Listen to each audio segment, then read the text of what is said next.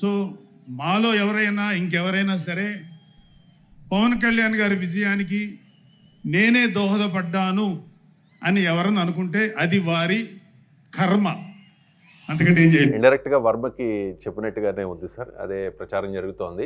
గతంలో కూడా వర్మ తన ట్విట్టర్ హ్యాండిల్లో ఒక పోస్ట్ వచ్చింది, కష్టపడి గెలిచిన గెలుపే అసలైన గెలుపు, అసలైన విజయం అని చెప్పి. ఆ తర్వాత అది పెట్టలేదని చెప్పి ఏదో కవర్ చేసుకునే ప్రయత్నం చేసినా కూడా ఆ తర్వాత ఆయనకి ఎమ్మెల్సీ రాకపోవడం, ఒక కోల్డ్ వార్ అయితే మాత్రం అక్కడ వర్మ వర్గీయులకి జనసేన శ్రేణులకి మధ్య జరుగుతున్న పరిస్థితి. ఇదే మాట ఎన్నికలకు ముందు కనుక అంటే బాగుండేది కదా, మాకెవరు అవసరం లేదు, ఇక్కడ గెలవటానికి తెలుగుదేశం వాళ్ళు కూడా అవసరం లేదు, భాష ప్రకారం ఇద్దరే పవన్ కళ్యాణ్ జనసేన, టీడీపీలో అవసరం లేదని చెప్తున్నాడు.